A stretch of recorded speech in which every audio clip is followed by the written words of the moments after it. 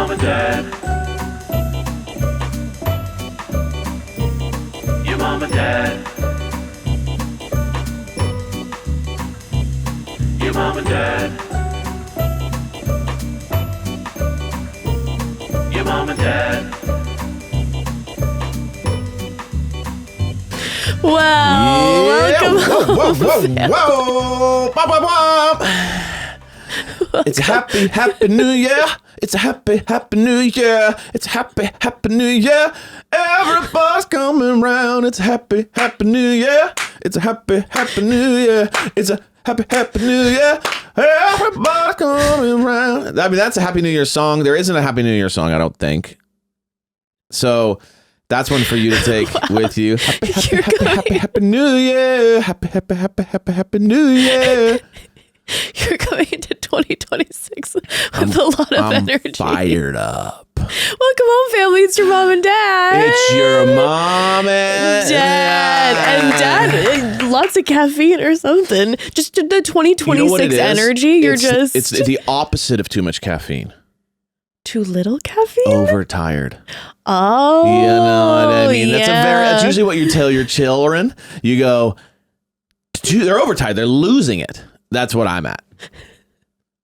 Had a late night, early morning. Kind of had that like the last last week maybe, where I've gone to bed too late, woken up early, and now I'm overtired. I need to be put to bed. So I'll probably crash halfway through this podcast pretty hard, to be honest with you. To start the first podcast of 2026 being like, yeah, I'm exhausted. Like on a caffeine dump. No, but I'm not. I'm But so my tired. energy is disagreeing with what I'm saying. That's what I'm saying. I'm nuts. Well, it's New Year. Same studio over here, Yeah, family. sorry about that. Evan and I, so obviously we've had about like two and a half weeks off. And, first week we did the holiday vibes. That was great, whatever. And then the second week we were like, you know what? Let's sit together. We're going to brainstorm how we're going to change the podcast studio and make, some new readjustments and some upgrades. And guess what? We didn't. We didn't do it.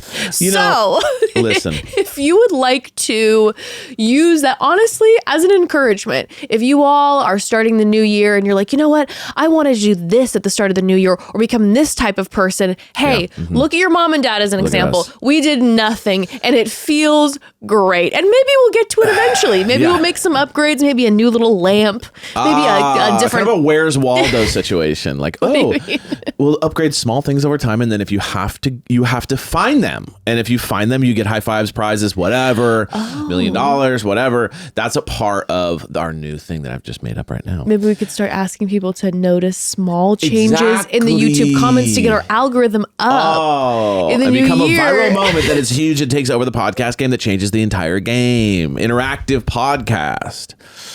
You know what? But I do think, everyone starts the year with all these resolutions, It's like, oh, you got to do this. You got to get at 4 a.m. and drink this and whatever. Yeah. I kind of am starting to think, though, that New Year's resolutions, it's kind of like what they say happened with Valentine's Day. How Hallmark how it's a created Hallmark, it to sell cards. I think New Year's resolutions are like big supplement, big wellness, big, people who sell like capitalism at its daily finest. planners. You know what I mean? Weekly planners. That's a huge companies. Big daily planner. People who sell shit that makes you feel bad about yourself. You know what I mean? The stuff that you buy at the top of the year that collects dust in the rest of the year. Like I still have 2022 weekly planners that are untouched in the plastic. So kind of what I'm thinking now that we're talking about this a little bit more is I'm kind of thinking it's big business trying to make us feel bad so that we buy their products. You know what I mean? They shame us into going, you need to sign up for these classes and this thing and the whatevers and then the Instagram. Ignore it all, family. I think it's time we go the opposite and we head the other direction. Oh, so instead of improving ourselves, you know what? No, you're onto something here. Okay. 2026. I think you already just got tired. What's your line? I literally got bored the second you started talking. Because I'm in that like manic zone where I was just immediately like uninterested. It's just like, oh, I'm not talking anymore. I'm just literally picturing podcast listeners like starting the podcast in the morning, early morning, maybe their baby's waking up or somebody, and you're just like, and then you fall asleep. No, it's beautiful. It's beautiful. I said halfway through, it's 5 minutes. But this de-evolving, I think you're onto something. Okay. 2026 is the year we get worse. So instead of self-improving, I'm going to do this. Instead of self-improving, I'm going to go backwards. Okay? So I'm going to get more impatient. I'm going to get less understanding. I'm going to get more disrespectful. I'm going to get more lazy. Everything is going to go backwards. And that, because you know what? I think at this point, honestly, let's be real. We all deserve to just go back. I think we deserve it, but I'm a little nervous how this will backfire on me in my personal life. You know what I mean? Because it's like, if this affects me at all, I'm not going to like it. Well, lucky for you, because I'm getting worse. Yeah. Your feelings won't matter to me anymore because I'm getting worse. My feelings won't matter anymore. I think lucky for you. So that it won't bother me that it bothers you. That doesn't help me. That helps 2026, get worse. That is the slogan of the year. 2026, get worse. And I'm gonna start selling unplanners. Oh, I like this. Yeah, and this is, by the way, this is all personal. Yeah, we want to get better as a community, but individually we want to get true. worse. We're kind of. I know this is kind of where our concept is losing. Well, I was saying, let's be real here. Like in 2025 and 2026 with our administration, it's like it couldn't be worse. Yeah. So as a community, we want to get better and improve, but personally, get lazier. Be nice. Be nicer. Be kinder. Do less. Be kinder, do less. But do more for other people. It's a very niche angle. We haven't quite figured it out, but we will, and we will update it with a memo sent out to you all. Kind of give it personal how to figure this out. We haven't figured this out, but we will figure it out. We're gonna break it down. But it's so nice to be back, family. It's great to be back. It definitely. We were gone, I think, what, 2.5 weeks? Yeah. It felt like months. When Evan and I first sat down, we're like, do we remember how to podcast anymore? This happens, I think, every year. When we take 2 breaks, we sit back down and I'm like, I've forgotten how to podcast. Speaking of getting worse, I'm getting worse at podcasting the more we did. As you can tell from the way this has started, we are already adopting our, what do you call it? Mantra? Sure, mantra. It's our new mantra. Yeah. But it's so nice to be back. We missed you all. Yes. We missed you all so much. We actually had a nice 2 weeks. We had a very low drama holiday. Knock on wood. Maybe that'll continue. Kind of a vibe. The people that Everyone we thought was getting along was maybe going to be brutal and dramatic and whatever. Everyone is pretty. We also low were kind of key. chill. We all kind of adopted this kind of like get worse mentality, chill, don't care energy, and it kind of helped. It did. I want to talk about that more because today we're going to discuss some ins and outs, some of our faves from 2025, a few things. But yeah, the holidays were lovely in that sense. Yeah. It was low drama.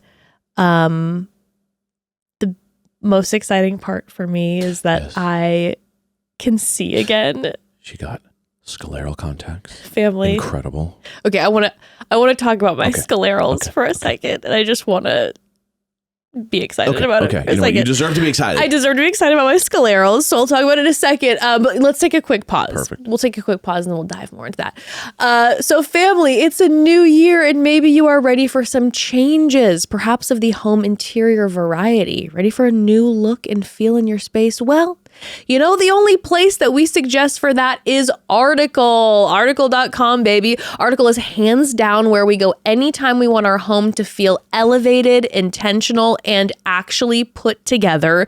We've gotten so many pieces from Article over the years. I'm talking our couch, accent chairs, side tables, our dining room table.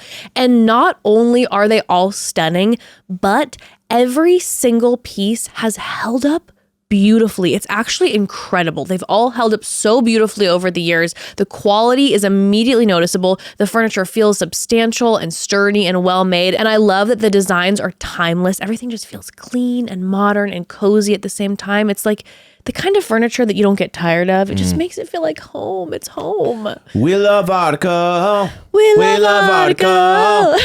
The quality, incredible. The difference, it's real. Telling you right now, we love Article. We do. From the moment everything arrives, you can tell care went into it. The packaging is meticulous and the craftsmanship is fantastic. You notice things like the weight of the furniture, the smooth edges, the secure joints, and the overall feel. Nothing feels flimsy or rushed. And what I appreciate most is how easy Article makes it to design a space. Their collections, mid-century modern, coastal, Scandinavian inspired, all mix and match seamlessly. Even when we add new pieces later, everything still works together, which makes decorating way less stressful. Plus, shipping has always been fast and affordable, and they even offer professional assembly if you want a totally hands-off experience. And their customer care team has just always been great. Their team is available 7 days a week, and they even offer free interior design services if you need help choosing pieces or pulling a room together. Are you kidding me?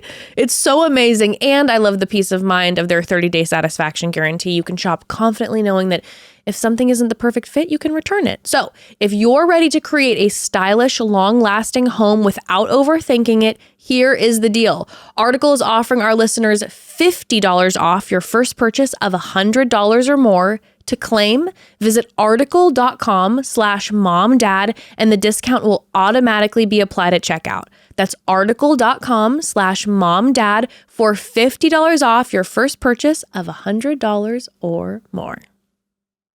Okay, so family, it's true. Yeah. The rumors are true. Yeah. The rumors are true. Over our little break, Yes. I ended up getting scleral contact lenses, and I can see now. And let me tell you something.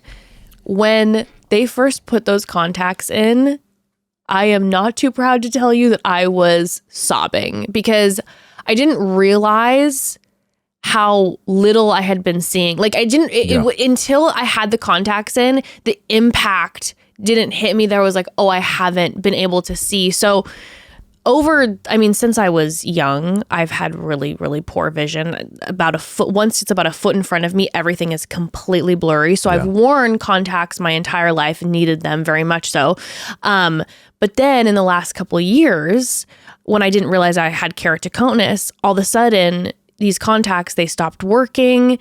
I couldn't see barely anything. There's like double, triple of everything, double vision, auras around everything. And then all of a sudden, I could never see farther away, but all of a sudden I couldn't see up close anymore either. So, I wasn't able to drive. Kind of working has been pretty rough because there's like triple work. And I when you have keratoconus, you can't wear contacts. Normal contacts don't work and glasses don't work either. So I thought that that was just going to be life. Right. And I still need to get surgeries and everything. So that still is needing to happen. But in the meantime, they fit me for scleral lenses and I can see. You guys, I can Give it up. see. Like, it's Game changing. I am gonna start crying right now. I'm so grateful. Yeah. It's been huge. She walks around like, whoa, look at that. Look at I that. know, Reading and things from far away. And I walked into the house and I saw Evan for the first time. I was a little nervous. I was like, I was like, I kind of like the fact that my life is like always a filter, like a fuzzy filter that I can kind of like, just kind of be me and know that, I'm hiding behind this filter. But she walked in and she was terrified. No, I'm just kidding. You're really sweet. You were I literally really walked sweet. in. I was like, oh my God, you're so handsome. Like Very I haven't sweet. been able to like see like the fine features on his face. And I don't know how long. Now I'll tell you what, looking at myself in the mirror for the first time with scleral lenses was jarring. I'm like, who is this? You're gorgeous. That's called, what are they, No, but it's like when you just, that's ridiculous. You're gorgeous. You're Thank you, incredible. Lip Bug. And you're not looking at yourself with real eyes. Well, now you are, but not actually. No, but you know what it was? It made me emotional because Yeah. at first it was jarring because I was like, who is that person? They look way older than the last time I saw them. Yeah. I'm going to start crying right now. Because there's lines and more pores and there's all those things. But like, sorry, I just didn't like seeing it. At first it was jarring, but like not in a bad way. It was like I got to then see, it was like, oh my God, the fact that I'm able to now have the privilege to see myself aging. Yeah. really hit me in like a different way. Yeah. Where I'm like, oh my God, when I looked in the mirror, I'm like, I never thought that I'd be able to see the fine lines on my Right. face. And the fact that I can is like such a gift. Yeah. So, but it's all been, it's all been kind of, I don't know, it's amazing, everybody. Oh, so man. now I can Well, drive we're again. excited. I can read Yes. things from far away. Like, Yeah, it's it's huge. just, it's huge. And the scleral lenses, if you want to sponsor the podcast, Oh my gosh, please, someone from Scleral, some company sponsor us because they cost this ain't nothing. so much money. And insurance is like, no thanks. And Hey. so if we could please have someone who works for a Scleral company reach out to us. Please. First Is of there all, something that can be fuck done? our healthcare system, okay? But these sclerals, basically, now knowing that, you know, this is what I'm going to need to use for the Yeah. rest of my life, I'm stepping into 2026. Half of my teeth are new. The root Yeah. canals are gone. I can see, it's all amazing, Yeah. but we have no money left. So, Right. because insurance blows. So if scleral or teeth want to sponsor us, Yes. Actually, we're going to start a charitable foundation, and it's just called Put Jess Back Together Again. I know, because with my autoimmune flare-ups, I need more medicine. Listen. I'm like, sorry, She's delicate. I'm costing Evan She's made a of glass. fortune. A gorgeous glass vase. Thank you. But you can't drop that vase. But the vase can see. The vase can see. And the teeth are getting clear. And you know we're what? getting there. We're And I getting mean this from the bottom of my heart. Thank you all for listening to this podcast, because I know we're joking about how much it costs. And I was thinking this entire time, I was like, I can't wrap my brain around it. And we are so privileged to be able to that I can afford to get these scleral contact lenses. And so I just want to say from the bottom of our heart, thank you so much for tuning in. Because of you, I'm able to have that privilege and you supporting the podcast. So thank you so much. Yeah. It means the world to me. Yeah. And afford is a liberal term there. I would say we put it on the credit card. So if you could keep watching so that we can pay off the credit card. You know what I mean? Because right now it's kind of like afford, but just keep watching so that I can pay that tuning credit in. card off. You know, write a comment in the YouTube, just like a heart. Let's get that algorithm Yeah, pumping. Another exciting thing that happened over our little break is that on New Year's Eve, we were with some chosen family and a couple of friends. We were watching, on CNN, Anderson Cooper and Andy Cohen doing their countdown, and all of a sudden what popped up on the screen almost right before midnight, a commercial that Ember was in, her first commercial. It aired on New Year's Eve. It was so exciting. She was awesome. So excited. Buzzing. She was going into 2026 being like, that's me. And it's just her really pursuing her dream. I was an emotional mess. So to see that starting the new year when she's just been working so hard to pursue what she loves, she was on another level. And then having everybody there seeing it, she was just incredible. She was alive. So we were so proud of her. That was so proud. exciting. That was such a special treat. And you could check it out. It was a commercial with ZocDoc. Yeah. And it's called Mom Down. It's ZocDoc. really good. It's on YouTube. It's very funny. The whole crew and the actors and the directors, they were all amazing. We shot in Canada. Yeah. So Ember and I got to go to Canada. It was Super so cool. much fun. It was so awesome. It was just so cool. It was a great experience for her. And anywho, so Incredible. that's kind of a little recap from us. And Let's we get hope into the new year. we hope that you all had a restful holiday, a peaceful enough holiday. Let's talk. Okay, so today let's talk ins and outs. Yeesh. Let's talk a little award breakdown of our favorite things of 2025. Okay. And then let's do some call homes. I want to hear from the family. Yes, the fam. Start the year hearing from some family members. But before we do our ins and outs, I just want to remind the family. I know we just talked about this briefly, but we're going to start covering Traitors. Traitors, I think, airs, if you're listening or watching this on Wednesday, it airs tomorrow on Peacock, the first couple episodes. So tune in next Wednesday for our first Traitors recap. Yeah. And so we're going to talk Traitors for a couple weeks. And then I believe I heard a rumblings that Love is Blind, another season might be airing February, March, end of February, top of March was exciting. And then we got Bachelorette coming at the end of March. We're going to do some Mormon Wife recaps in between there too, I believe. So it'll be great. I'm very excited for Mormon Wives too. Yeah, the Secret when we Life do of that. Mormon Wives. I've never seen any of those, so I'm very excited to see that as well. Yeah. Traitors is going to be exciting as always. The cast is going to be spicy this season. Spicy. Someone I music direct for is in the cast. Yes, that's going to be very fun. Yes. You're going to have the inside He's scoop. a very smart, funny person. I've never seen him on TV, so we'll see. Oh, I can't wait. Yeah, it's going to be dope. I can't wait. Well, tune in next week for that. Yes. For that first. Let's do it. Ins and Traitors outs. recap. I don't know why I'm very like. You are a music I'm cow. like a lot of. I'm kind of a theme song guy today. Well, you know what? Music is pouring from your soul this year music's in my blood. in 2026. And speaking of, let's talk ins and outs. Yes. Ins and outs of Okay. 2026. Would you like to start, my love? I would like to. Okay, good. Pulling up my notes here. Okay. Ins. Are we doing like one in, one out, one in, one out, or just ins only and then outs only? My in is for you to do it however you want. You take the reins. Damn. Sounds hot. Ins. Raw dogging car rides. Wow, that is not where I was like, what is happening? Raw dogging car rides.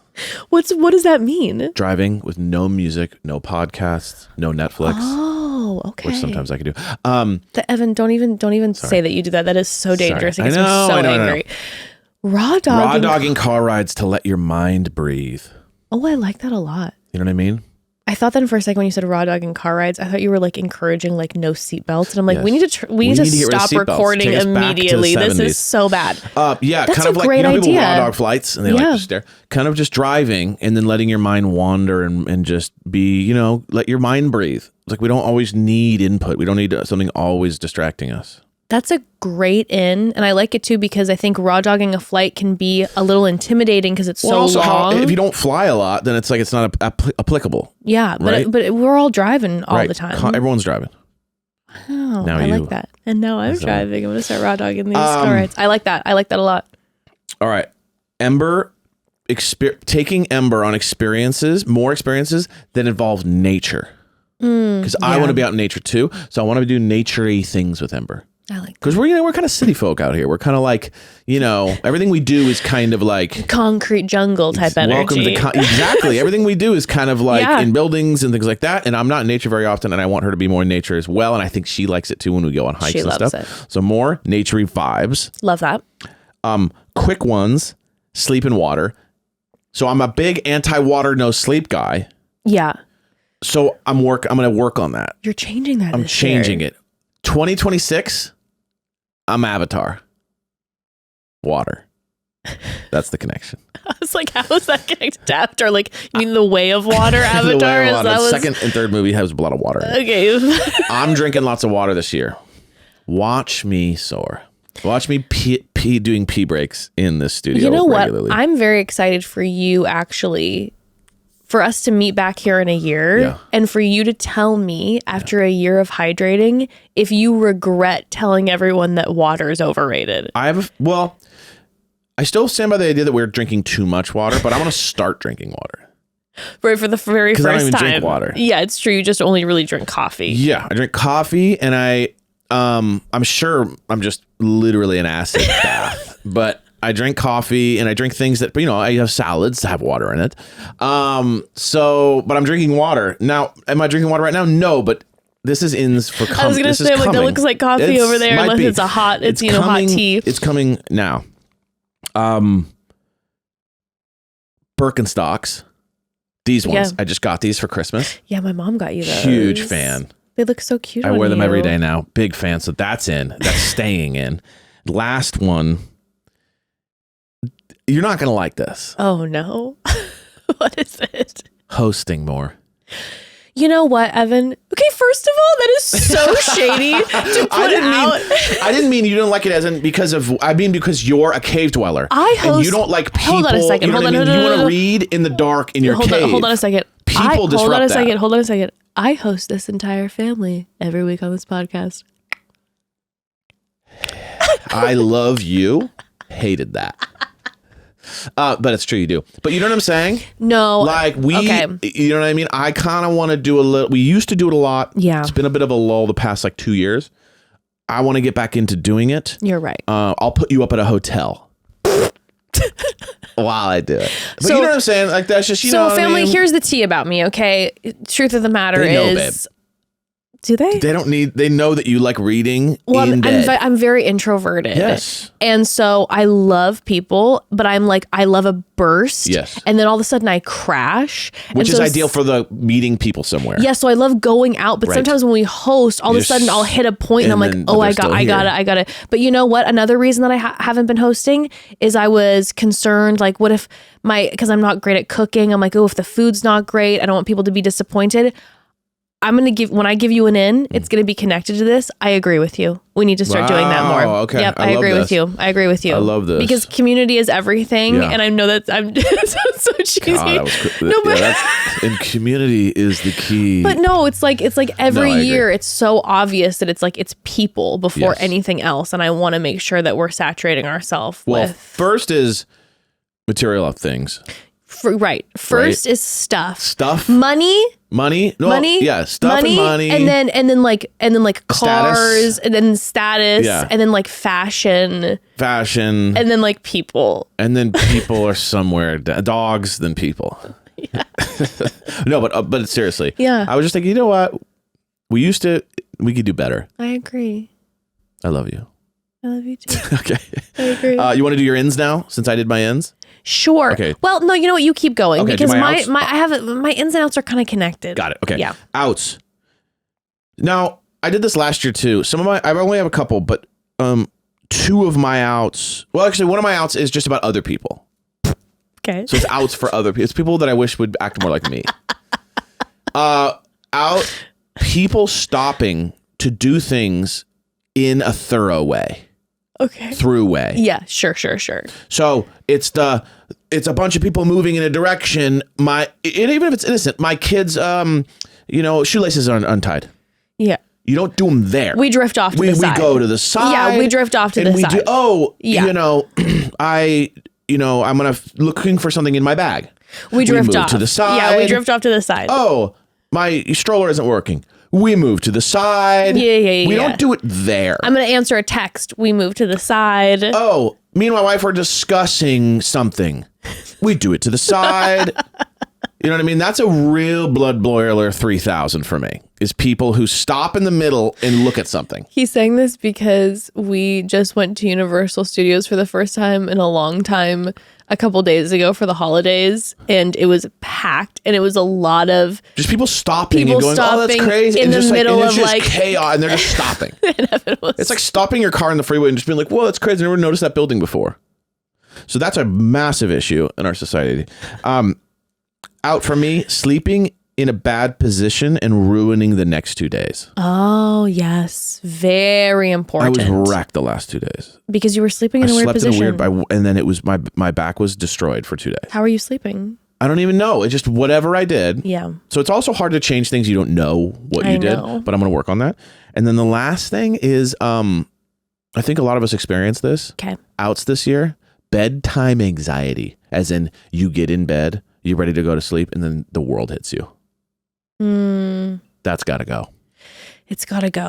That's got to go. That's got to go. Those are good. Pretty good, right? Those are good ins and outs. Okay. Yeah.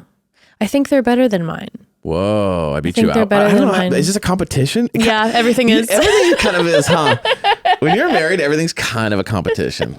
How much time did I do the chore? How much time did I do this? Did I do that? Keeps marriage a little exciting. If you keep it, if it's a non-toxic competition, I do think that's a fun part of marriage. Yeah. Where if it's always a playful competition, that's an in. Right. Marriage always being a playful competition is an in. If it becomes a toxic, no, then we have a problem.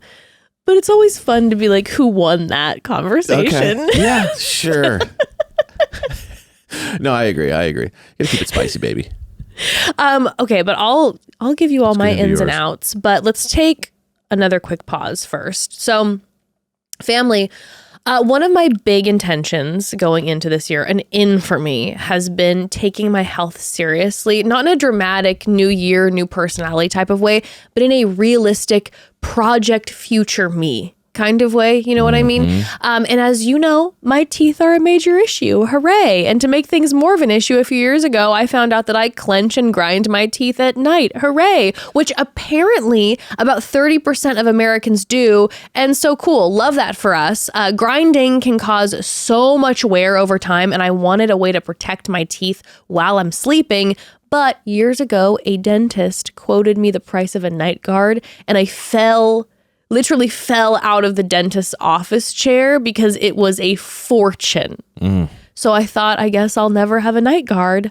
But then I found Remy. Yes. Remy makes custom night guards that are clinically tested and FDA cleared to protect your teeth from grinding, help reduce jaw tension and facial muscle strain, and improve sleep quality as well. What's great is you get the same professional quality comfort you'd expect from a dentist-made night guard, but Remy costs about 80% less. 80%. That's a lot less. 80% If you don't know what 80% is, it's a lot. That's a lot less. It's way more convenient as well. The process is actually really simple. They send you an impression kit right to your door. You follow their step-by-step instructions to create your impressions at home, send it back, and then Remy custom crafts your night guard and ships it right to you. No waiting rooms, no back and forth appointments. It's so amazing. And once you get your custom night guard back, you can start wearing it while you sleep. Mine has been a dream, okay? It fits so comfortably. It doesn't feel bulky. Like, I'm talking, I hardly even notice that it's in. I forget that it's even in. It's so comfortable, nice and thin, and it gives me peace of mind knowing my teeth are being protected every night. And let me tell you, I feel the difference. Since wearing my Remy night guard, I feel the difference. It is a game changer. And it feels good knowing that I'm taking a small step now that can help prevent bigger dental issues later at such an unbelievable price on top of it. Again, 80% less. Like, what? That is a New Year miracle for sure. So if you know you clench or grind or even suspect you might, make this the year you protect your smile. Start the new year right and use code MOMDAD to get 50% off your first purchase of a new night guard. That's 50% off at shopremi.com/momdad with code MOMDAD. Again, that's shopremi.com/momdad, code MOMDAD. Thank you, Remy, for sponsoring this episode. That is an unbelievable deal, okay? Take advantage of that. Okay, now it's my turn for my ins and outs.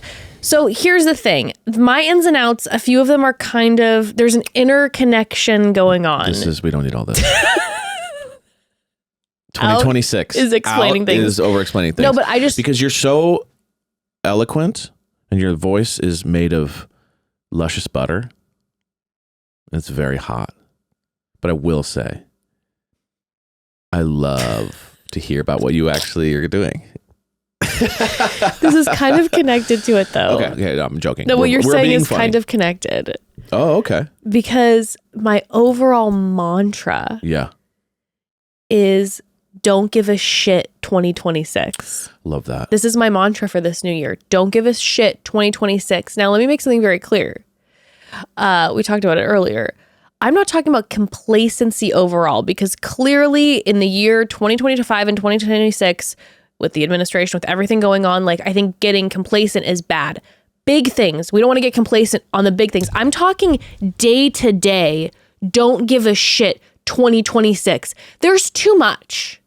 You know what I'm saying? It's so intense. Everything is just too much that I'm like, I am done getting caught up in the small minutia and getting worried about how I come off a certain way, how I appear to someone, how I sound to somebody. I'm done. Like, get out of your head. I don't give a fuck anymore. I don't give a shit. 2026. A fuck or a shit? Give a fuck or a shit. Whoa. She's swearing, okay? Whoa, that's like dangerous. So for example, what you were saying before about entertaining more, I'm like, I'm not going to get caught up in the reason why you wouldn't is because you gave too much of a crud. I gave too much of a crud 2026. But like, okay, so maybe before I wouldn't have people over because I would be concerned that, oh, my house isn't clean enough today. Someone might judge me. I don't give a shit anymore.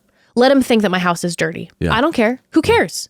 Or maybe I make a dish and doesn't taste very good. And everyone's like, that was gross. Oh, well. You've never done that, but yes, I understand. But I'm just saying. I like the idea. I like the idea. I'm stopping Yeah, I like myself that. I from like doing that. things because, or I'm letting again, anxiety, when there's so fucking much happening, to waste anxiety on the small minutia. Like, the moment where I'm standing in line for pickup and I have an awkward social encounter with someone and I sound weird.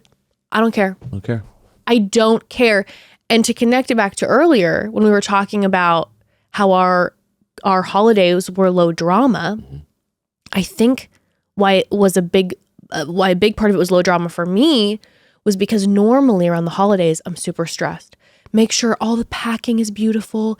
Get the perfect gift for the people who are never happy with anything and I'm sweating over if they're going to like it or not. When you show up to Christmas, you got some of the uncomfortable family dynamics. I'm trying to patch them up, fix them. We walked into Christmas this year and I was like, I did a job wrapping. Oh, well. I tried to get people nice gifts, but I know they're probably not going to be happy about this. Whatever. Don't care if they don't have a great reaction. I did my best. Walked into the social interactions, didn't extend myself at all more than I felt like cozy doing. I love it. And it was so much nicer. Proud of you, babe. Amazing. So I'm going to try to take that energy into 2026. And off of that, one of my outs is doing my best.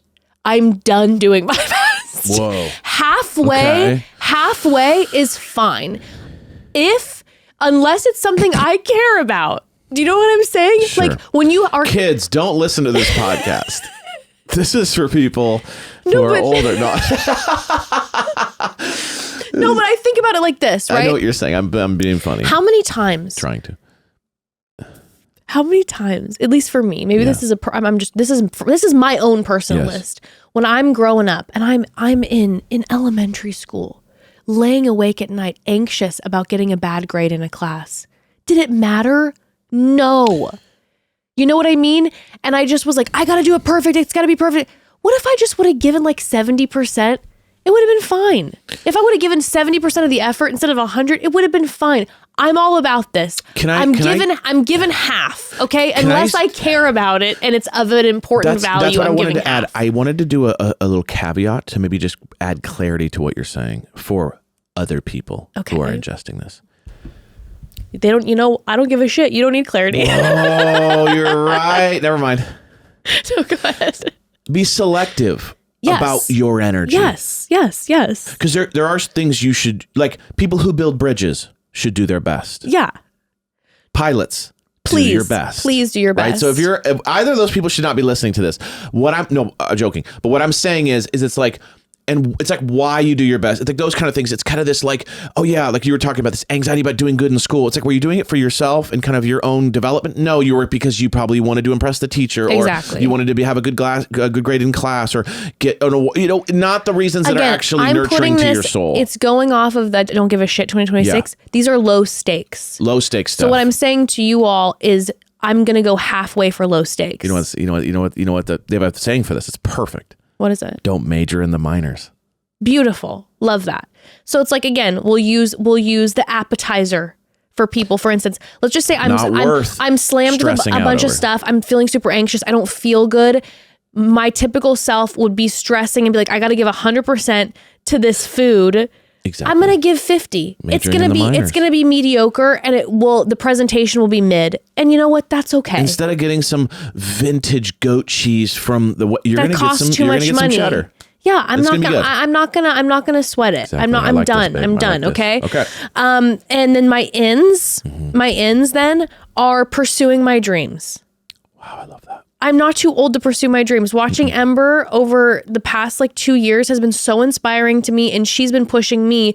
When she'll see something, she goes, "Mom, why don't you do it? Why don't you do it? You should do it. I can't. I'm you love it." She knows how much I love audiobooks. I've been interested in wanting to get into maybe narration, right? And Ember's like, do it, audition, go for it, try it. And she's pushing me. And I'm like, you're right. I'm not too old. I'm done. I want to pursue my dreams. And I'll give 100% to those dreams. Yes. But I am not going to get 50, but I'm going to give 50% to the rest of the bullshit. Love it. Right? Love it. Ins are helping the community. I think right now, with the world and the way, our country, the way that it is right now, I want to help. And I think it can be so overwhelming to be like, how do I help on this broad scale? Yeah. And I think sometimes that can be like, well, what do I do? What do I do? And the community is so important. I want to get more involved in helping like our local community with different nonprofits and everything, and get involved in the community more in that way and volunteer more. I think it's really important right now. That is an in. Another in, I'm going to try cleaning this year. I'm going to try keeping clean this year. I want to organize my life. Okay. I think the lack of organization has not helped my anxiety, and I'm ready to organize my life. Okay. Not become someone who's all worried about the way it looks, but clean for my own mental health. I like that. Okay. And my other outs is social media. Social media is out. We're done. I've been off social media for a while, but I still am scrolling on TikTok. TikTok's my one thing. Yeah. I scroll on TikTok and I still like it, but like, let's limit it and see what I'm consuming, and is it good for my brain? And I think social media is Don't the kids call that doom scrolling? Exactly. I think social media is just out in general. I'm not going to lie to you. It kind of does feel dead. I feel like and I think it's important for us. I think there's some amazing parts of social media I'm gonna because get one of those phones that like, if you need to get a hold of me, you have to ring me at home. And if I'm not home, we don't get a hold of me. I love that. I mean, we've learned so much from social media. I've learned so much. Sure, I've now seen perspectives of people who I never would have like seen perspectives of before. Like, I think that's so important. Of course. But a lot of social media, I think it's out. I think we're done. Yeah, the BS is out. I think we're done. I think we're done with the BS. And my last out is feeling rushed. Nope. Capitalism can suck it. I'm done with feeling rushed. It's like, hey, deep breath. Yeah. Why am I rushing this? It's okay. If I don't get everything finished, it's okay. Why am I rushing? Slowly make my way through something. It's okay. I love that. So I love that. Don't give a shit. 2026. Don't give a shit. I wish it rhymed a little better. It's really close. I know, but I don't know how else to. You know what I mean? Like, I want it to be like 6. Fix. Don't give us. You got to give us 6. No, you got to give the fix. Dicks. Suck some dicks in 2026. Can we not say some? Can we say a or the or your dick? You know what I mean? Like some. It's like a lot of dicks. Okay, well, now it's out of hand. Yeah, it's like you got the reaction out of me, so now it's happening. Anyway, I love those, babe. So you kind of went more like real with it. I love that. That was very like. That was I just like been I liked feeling it. really. I feel really strongly about it. You know, my buddy texted me. What? He's like, my New Year's resolution, and it wasn't funny. He's like, get better at hockey. That makes so cute. It's so cute. Sick. That's a top 10 cute. Top 10 cute. Oh, it made me laugh. Just grown men talking about getting better at hockey. I love it. It's my favorite thing, and it just makes me laugh. But you know what? Your friend wants to give 100% to something they care about. 50% to what they don't. Don't give a shit. 2026. It's like a lot. No. And didn't we? I put a couple quick little like things. Yes, we have the awards. We have an award ceremony. A little award ceremony. Again, very quick. It's an awards just in 2025. Some of our favorite things. Yeah. So let's do some quick fire from 2025. Okay. Your favorite movie of 2025. Okay. It's not a 2025 movie, but I saw it in 2025. I think that counts. That counts. It's whatever your favorite movie was that you saw in 2025. Dungeons and Dragons. Love. It was very funny. It was surprised me. See, I also love to be surprised. When everyone tells me you got to see this movie and I see it and it's good, I go, yeah, okay, I was expecting it to be good. But when I watch something that I think is going to be actually kind of lame, or like it's kids movie, something I'm not going to like, and then all of a sudden it's like, it blows my mind, and it's very funny and amazing. That movie did that. Chris Pine was so funny in that movie. The whole movie was very funny. I loved it. How about you? It also was emotional. Yes. It had everything. Perfect. It was a perfect film. You know what? Can we watch it tonight again? Yeah, sure. It was a perfect film. My favorite movie in 2025 did come out in 2025, and that was Frankenstein. Very good. Guillermo del Toro's Frankenstein. We went and saw it in the theaters. Yeah, it was incredible. which I know you can't do anymore, but I would have highly recommended. The imagery, that story, it was just stunning. Like I couldn't even believe it. Acting 10, visuals 10. 10 everywhere. That was a 10. It was amazing. Your favorite song of 2025 or album? Yeah. Artist, album, song, whatever. We were watching some Stranger Things, so I kind of got into Joe, which is Steve Harrington's band, yes. And me and Amber love his song called "Delete Ya," and it's like me and Amber's favorite song. Delete ya. Yeah. And we both listen to it constantly. We both love it. That's my song. And then also, wow, he's a super talent, huh? Such a great actor and also like a great musician. Well, he's more of a writer, musical artist, in my opinion, than an actor. Like he's a great actor, but he's a fantastic actor. But I think his music's better than even his acting, which is impressive. Leave in the comments your thoughts on the Stranger Things finale, because a lot of drama there. A lot of people saying things. Well, first of all, I liked like the last 5 minutes, but the rest of it I was displeased about. Also, now there's like the people we're all losing our minds because we had these like high expectations, and so now there's this rumor that like that wasn't the real finale. And the real finale is coming out like today or tonight. No, I don't think that's happening. So, we'll see.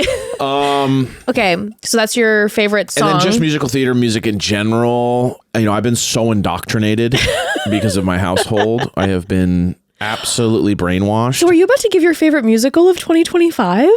Just on your own? Well, maybe. Into the Woods, maybe.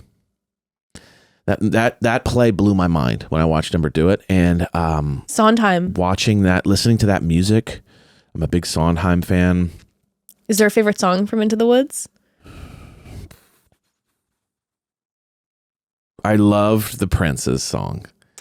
Oh, Agony! Good. Yeah, very funny. You know what's funny, Evan? What? We have a through line here. Huh. Chris Pine was in the Into the Woods movie, and he sang Agony. So you're just a huge Chris Pine guy. Kind of a massive fan now. He is because I didn't know he was such a comedic actor. He's so funny. Very funny. Yeah, how about you? So my favorite song of 2025 was there's an artist named, now this song didn't come out in 2025, it came out in 2024, but it's what I listened to all of 2025. There's an artist named Monrovia. And Crooked the Road and Oh Wide World. If you have not checked out Monrovia, they're not a massive artist right now. Yeah. Like they've got a bunch of plays, but like definitely they should be way bigger. It is music that will hit you in the soul. That was on repeat for all of 2025. I think they have a new record coming out in like a couple days. So that'll probably be my 2026. Love that. And as far as musical theater goes, my musical theater of 2025 was Sondheim, Merrily We Roll. Oh. Merrily We Roll. We saw Chosen Family, someone who's super, super close to us. He was in a production of Merrily We Roll Along as Charlie. It was unbelievable. We became obsessed. And then we saw it in the theaters when it came out with Jonathan Groff and Daniel Radcliffe. And so now Merrily We Roll, I'm just been listening to that over and over again. Speaking of musical theater, though, I do have to say, I want to ask you this. Yes. A favorite moment of 2025 for you. And one of my favorite moments of 2025 that didn't involve my sweet husband or my sweet daughter was that I got to see Jesus Christ Superstar opening night at the Hollywood Bowl with Cynthia fucking Erivo. And Ever heard of her? I have no words. I just got chills all over my body just thinking about it. First night after she sang Gethsemane, it was a 3 to 5 minute standing ovation. Okay. She had tears pouring down her face. I was dry heaving crying. Ember was dry heaving crying. It was insane. Adam Lambert was in it as well. Unbelievable. The cast blew my mind. I will never forget that. Incredible. That was a highlight of my 2025. I didn't pick a moment. I picked like 3 things that were like in the year that I just appreciated, even though they're not like, well, first of all, Ember falling in love even more with acting and doing these other acting things and just falling in love with the process and watching her light up and kind of find a passion that is just like amazing, and watching my child like have a passion, you know what I mean? That's just like envelops her, and she's It's so talented unbelievable. at. So that was big because it was like she really got into her stuff this year. You didn't find it this year, but you like honed it. Is your reading? It's like how much that's meant to you. Yeah. Right. I mean, it's massive, life changing. How much you've fallen in love with your reading, and then I know I've talked about this a little bit. Hockey for me. Yeah. It was like the year that I kind of really got into that. And so like it's been very therapeutic and fun for me. So the fact that we each found a passion, not found it, but like engaged with a passion heavily this year, I thought was very helpful and sweet and awesome. It's true. We did all three really have like a symbiosis. We all found it at the end of 2024, kind of. And then like, or not maybe found it, whatever. We all kind of like reattached to it and then like locked it in 2025. We all locked it. And I think it did make for a really like lovely year. It was lovely in that like way. there were a lot of hardships this year, but the kind of a foundation of like things that we really that like lit our fires. I agree. I got a few more fave questions, but let's take another quick pause. Family. So lately I've been really paying attention to how my body feels at the end of the day. Not just mentally tired, but like my nervous system is still buzzing even when I'm ready to rest. You know that wired but exhausted feeling like Evan's feeling right now? God. That's originally what set me looking for something more intentional to support winding down. And that is how we found Amantara, formerly Minnesota Nice Ethnobotanicals. Amantara specializes in legal plant medicines, and they're best known for their Amanita muscaria. What I appreciate is how thoughtfully they approach it. There's no hype, no rush, just education and intention around how people use these plants to support calm, relaxation, and sleep. Yeah, and Amantara is very clear about what they are and what they're not. They position their products as tools, not fixes, something that can support your nervous system as a part of a bigger self-care picture. Amanita has a long history of traditional use, and today people are exploring it for things like relaxation, better sleep, and easing physical tension. The company was founded by Christian Rasmussen, and everything they offer is clearly labeled, responsibly sourced, and paired with guidance so people can make informed decisions. They've helped tens of thousands of people explore these plants thoughtfully, which says a lot. So they offer Amanita muscaria in different forms, plus other calming plants like blue lotus and reishi, which people use to support rest and overall balance. Evan loves their blue lotus in the tea form. Yes. I feel like it's simultaneously like has really helped ease and calm you, but then also open you up at the same time. And I love their reishi before bedtime. I love it. For me, it's about creating a calmer evening routine, something that helps my body shift out of go mode and into actual rest. I sleep better, I feel more grounded, and I wake up feeling like myself. That alone has made it worth exploring. So if you're curious about plant-based ways to support calm and relaxation, this is a really thoughtful place to start. And if you're curious, make sure to check out the education Amantara provides so you know what's best for you. Here's the deal. Go to amantara.com/go/mom-and-dad and use code MOM-AND-DAD22 at checkout for 22% off your first order. That's amantara.com/go/mom-and-dad, code MOM-AND-DAD22 for 22% off. Oh, also favorite song, Sam Fender, Spit of You. That for me this year. Oh, The Spit that's of my You. guy right there. Oh my gosh. That's my guy. That Spit of You by Sam Fender. Honestly, if you guys don't listen to Sam Fender, listen to Sam Fender. Incredible. Huge in the UK, especially, and in Europe, but not as big here. But my God, that guy can write a song. Wow. I mean, just emotions all over the place. Go on Spotify, listen to his top 5 songs. It'll blow your mind. Also, notable mention, Labi Sifri. He's the guy, some of you will know him from that hook he sang, and I wonder if you know what it means. Me and Ember have been really diving into his music. He's got a song called My Song that's really beautiful.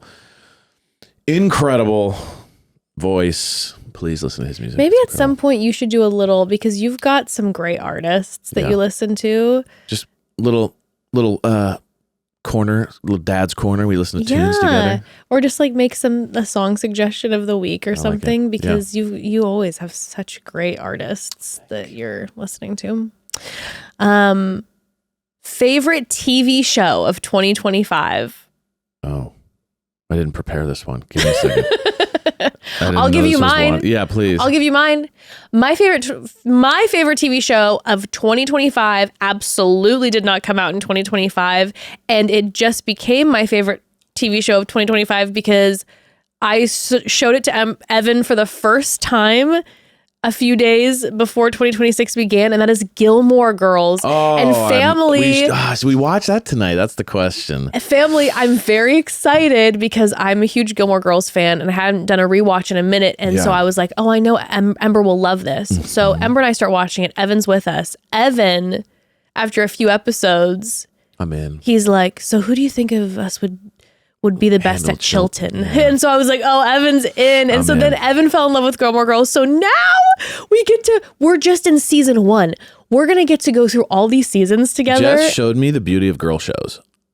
Girl shows is crazy. Right? Gilmore Girls and Sex and the City, like I never saw them coming. And they blow your mind, right? They are incredible. So, yeah. Girl shows are sick. Girl shows is crazy. I was, in the locker room, the boys aren't being like, hey, have you guys seen the latest Sex and the City movie? But I'm just saying, girl shows are awesome. He's for the girls.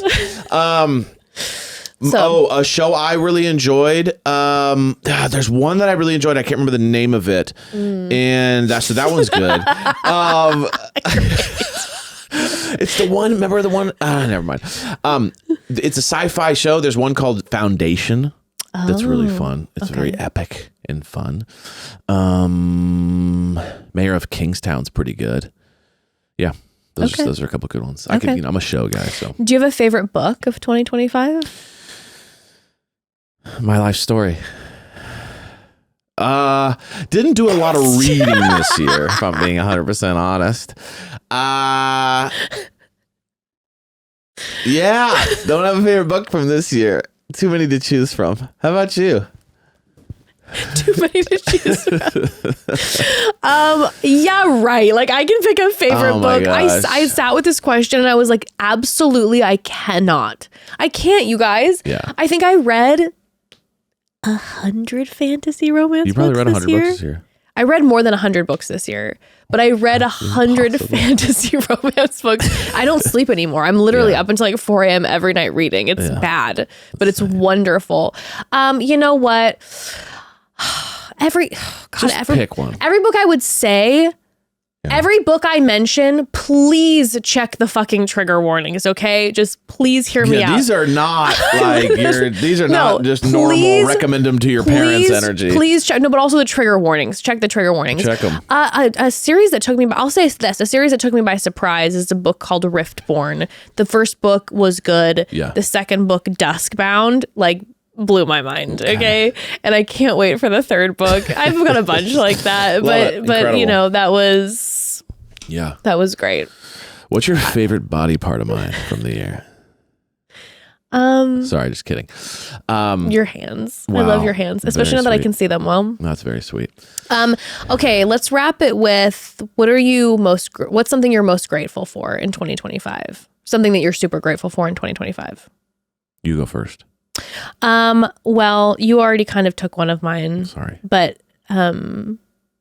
watching Ember get to attain some of her dreams love that. Has been insane. I'll start crying. I think my scleral lenses are going to come out. Oh yeah, you better not cry. They're so hard to put in everybody. Oh my God, it's insane. Chill. Think of something think of something horrible. Evan and I think Evan and I grew up with a lot of big dreams. You and I were big dream type of little kids. And I don't think that we had the opportunity to pursue them. And so we've done a lot of things wrong in parenting. But something that Evan and I were both really passionate about before Ember was born, is that we were like, whatever our kid loves, whether it's something we can't stand, whether it's something we love, we are going to encourage them to really go for their dreams. And seeing that Ember happened to kind of come out and have this like incredible passion, like from the get, with singing, dancing, acting, theater, writing, you know, plays, like all that in that world. Being able to see at her age already, her like doing it is insane. Yeah. Like she has this like drive to just want to keep pursuing, and she loves it so much. And to see her, like, we'll be able to share in a couple weeks. She's going to be in a TV show episode coming out in a couple weeks that we'll let you know about. She just filmed another TV show. Like, I mean, it's crazy. And so being with her and watching her, and she gets in the car when we drive home, and she's like lit up. Yeah. And she gets in the car when we drive home, or when we're on our way to like a callback or something. And she has numerous times like sat in the back of the car and cried and been like, I am so happy that I'm doing what I love. And I'm like, there's a part of me that's healing watching that. And it's also what's encouraging me to pursue my dreams. Yeah. You know, where I was like, shit, we've made so many mistakes as parents, but something I am proud of is that we are helping her pursue what she loves. Agreed. Whatever that is. Maybe tomorrow she's going to become super obsessed with math and she'll want to become a mathematician. Then we'll go down that road. Will I understand it? Not very well, but that's been something that's been huge. I love that. That's beautiful. So I'm so grateful for that. And I'm also extremely grateful for like newfound family. We mentioned it at one point, but we have, especially this year, we met a family who they've become like surrogate mothers for us and their kids. We adore them, and they live close by, and it's become like our family. Yeah. And that's something that's been like a life changer for me. And so I'm very grateful. Beautiful. I like that. Very grateful for that. Those are beautiful, babe. Yeah. Well, I agree with you. So I don't want to ditto. You know what I mean? I am grateful. I'm grateful for our relationship. Oh. I'm grateful for the fact that I'm married to my best friend, because it's really hard to come by. And I am every once in a while just like aware of that like, I know that it's really hard. Not only to meet people, to find relationships that work, to do all those things, but then to also be like, oh, my favorite person is also the person that I'm with. And so I'm just grateful again for the fact that we're doing all these hard things in life, but I get to do them with my best friend. Thanks. I love you. I love you. Yeah, Look away, family. And the next part will be through a paywall. Will become one of my books. That's but anyway, so sweet. Thank you. I love you. I love you too. Yeah. Well, those are our awards. That's our awards. Faves. Our awards ceremony. Should we jump into some call homes? I would love to hear a couple call homes from the family. Let's do a few. Incredible. Yes, I want to hear from the family. Here's the first one. Okay. Hi, Mom and Dad. Hi. I hope you had a great holiday. And my question is, with this new year approaching, new starts, new beginnings, I am wondering, how do you emotionally close out from a relationship that's no longer serving you, leaving it in the prior year, when your feelings are just not getting the memo? I feel like logically, I understand that this relationship is over. I understand that it's not serving me anymore, and time has passed, but my feelings are just really not going away, and I'm kind of afraid that my feelings for this person will just always be there in the background, even though I don't want to be with them anymore, and the relationship is over and has been for a long time. So that's my question. Really light one. So anyways, I love you guys and cannot wait for 2026 with the family. Oh, love you. This is tough. I'm like, even just hearing you say it, I immediately, you're taken back to that moment. I think a lot of us have experienced that feeling where you're like, I know I'm done with this relationship. Right. But my God, the feeling weighs on me heavy. I think of this person often. I miss the feeling. I think what's something that has helped me over the years is the idea of, and I know this is kind of cliche, but the idea of the way that our brains are wired is we remember the good things when they're gone. So there's a lot of things that probably when you're thinking of this person are missing. There's a reason why you're not with this person anymore and why you don't want to be with this person and are choosing not to be. So I'm not just saying sit in like the muck of, just, processing all these negative things, but it's something that I think to clarify your mind is a good reminder to be like, okay, when I have a moment of remembering a positive, loving memory about that person, that's great. But look at it as just that, a beautiful memory. And you can then connect it to, because connected to that, there's things that are negative that are attached to that, right? The other thing too is I think going into the new year, like stepping into it, thinking of yourself as like, a full cup, and things and people that take your brain energy drink some of that water that's in that cup. And this person is no longer in your life and you don't want them in your life anymore, but they're still drinking water from your cup because you're thinking about them so much. So they're taking energy from you even when you're not with them. And your energy and your time and all of that is so sacred that the idea of it's like, well, if they're going to be taking my energy, at least I should be in front of them, engaging with them. The fact that I'm not even with them, standing with them, engaging with them, and they're still consuming that energy, I think that's helpful for me to remind myself where it's like, okay, I deserve to not give up that. Does that make sense? 100%. Does that make sense? 100%. Okay.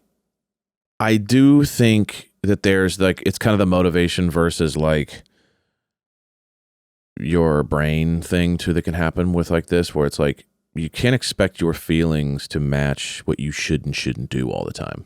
You know what I mean? Yeah. It's kind of like, that doesn't always line up, right? It's like, oh, I have to go to work. I don't want to go to work. What's going on with me? It's like sometimes you just have to do shit that you don't want to do. Yeah. And you know what the right thing is to do, but it doesn't mean just because you don't want to do it doesn't mean, you know what I mean? So if you're already in this place where you're like, I know I shouldn't be, it doesn't serve anymore, it's not good, I shouldn't be a part of it, but I still have feelings. It's like, yeah, of course you still have feelings. You don't like it's rare that you just like fall completely out of love. Usually there's something left over. And what this sounds like to me too a little bit is like, you want the person to maybe be different or act different, and that didn't happen, or something changed, so now you're no longer seeing it as a good match, but you still are in love with the person or whatever. So just realize that it's like, you can't expect the feelings to always match up with what you need to do. So just take a beat, take a breath, and just be like, all right, it's not going to match. I got to make calls. It's going to suck. It's going to hurt, but trust yourself. It sounds like you're wise, and it sounds like you know what to do. So just know that it doesn't always line up. Yeah, no, it's true. And it's not necessarily going to be easy, but it's important to remind yourself that you have to know it will always get easier from where you are right now. Yeah. Like it's going to get easier every day. Of course, sometimes you have a moment where all of a sudden you run into somebody, but time in these situations will help. So as each day passes, know that you're getting closer and closer. And also just on a practical level, something I've done in the past, like after, a breakup or whatever, not blocking, like hiding them on social media. So you're not seeing their feed. Yourself from the process. If you have a friend who's always posting them, maybe hide their feed for right now. Talk to some friends and say, hey, would you not maybe mention this person when I'm around if you're able to, so that that they're farther from your mind, a level of distraction, preoccupying yourself with other things and making it not accessible for that person to enter your energy all the time via social media and all that. Because then when you're constantly being reminded of that person, of course, it's hard to not be thinking about them. Right. So, but it's going to get easier for you. Yeah. Every single day. And you're heading in the right direction. And so know that for sure. Yeah, don't expect your feelings to all of a sudden just be like, I have no interest in this person more. It's like, it's going to suck. Yeah. It's a part of it. Yeah. But sending you our love. Yes, absolutely. Let's listen to some more, but we got to take another quick pause first. Family. So this time of year always puts me in that reflective headspace, where you're looking at yourself like, all right, what's working, what's not, and what do I actually want to take into the new year, all those things. And one thing I've been really intentional about is taking care of myself in ways that feel sustainable, like not overwhelming things, just consistent. That's been Nutrafol for me. I've been open about dealing with my hair issues, the thinning and the shedding, especially during stressful seasons. And Nutrafol has become a part of my everyday routine. I started using Nutrafol, I guess it's been almost like 2 years ago now, maybe a year and a half ago. After seeing some people's amazing results, I was like, I need to try this myself. Personally, I started seeing my own results about 3 to 4 months after I started taking it. And my goodness, the results. Okay. I was seeing my hair growing like it's never grown before. My hair was shedding way less. It is thicker. It is fuller. It is healthier. It has blown my mind. Like, I literally can't believe this is my hair. I'm so grateful for it. It's not a quick fix. It's more like finally giving your body the support it's been asking for. And honestly, the confidence shift is real. I have serious gratitude for Nutrafol. I love them so much. Yeah, and Nutrafol is built around that exact idea, supporting hair health from within. It's the #1 dermatologist recommended hair growth supplement brand, trusted by over 1.5 million people. What I appreciate is how thoughtful the approach is. They have different formulas designed for different life stages and concerns, all targeting key root causes of thinning like stress and hormonal changes. Their supplements are clinically tested, peer-reviewed, and NSF content certified, which means what's on the label is what's actually in the bottle, and they make it super easy to stay consistent. Subscriptions ship automatically. You can save up to 20%, and you even get access to free one-on-one naturopathic doctor consults and a complimentary Headspace membership. It's really a complete system. Yeah, consistency is everything too, and Nutrafol fits into real life. No guessing, no pressure, no trying 10 different things at once, just one small daily habit that supports your hair health over time. And I love that it feels like I'm doing something for me, not because I should, but because it actually makes me feel good. See thicker, stronger, faster growing hair with less shedding in just 3 to 6 months with Nutrafol. For a limited time, Nutrafol is offering our listeners $10 off your first month subscription and free shipping when you go to Nutrafol.com and enter the promo code MOMDAD. Find out why Nutrafol is the best-selling hair growth supplement brand at Nutrafol.com, spelled Nutrafol.com, promo code MOMDAD. That's Nutrafol.com, promo code MOMDAD. Okay, you want to keep listening to some call homes? Hi, Mom and Dad. It's Hello. Kelly, Hi, Kelly. your daughter. Long-time listener, big fan of you both. Thank you. And I have a funny problem/situation that I would love your advice on. So my husband and I have been married for, we're going on 15 years. Wow, congratulations. And, he's my best friend. It's great. Like, truly, like, just the best human. He makes me better. I couldn't be more in love with him still after all this time. Here we go. And he's really attractive. He's really hot to me, and we have great sex. Great sex. Very nice. You heard that. There's one thing that turns me off, and it is his new underwear. He got a new style of underwear, and he got several pairs of it, and he was so excited about it. He needed an underwear upgrade, so it's definitely like, good for you. And he threw away his other underwear, and now his only underwear is a style that I really do not like. And it's kind of a little bit of a turnoff sometimes when we're, getting undressed, if we're, entering a the romantic phase. It's just it's not my favorite. And I certainly could tell him. We do have a relationship. I'm really open. I'm not as shy. You know, we talk about a lot of things. But I just truly don't want to hurt his feelings. So I'm wondering if there's a way I can say it, or what I could do to let him know that I hate him. I hate those underwear, but without hurting his feelings. Okay. Any advice would be much appreciated. Okay, thank you. Bye. First of all, I gotta get eyes on these undies. Well, I really want to know, like, are we talking cut? Are we talking pattern? Well, it's interesting. He said he's excited. He's excited about the undies. You know what I mean? So you're not excited about whitey tighties. No, so maybe it's a print situation. And you're not excited about, you know what I mean? So maybe it's a print issue. Maybe it's like... Maybe he's got some like silly prints on there. Yeah, and it's like, oh, it's a big turn off. Yeah, maybe he's got loud prints. Loud prints. Because like your mom has bought me some underwear in the past.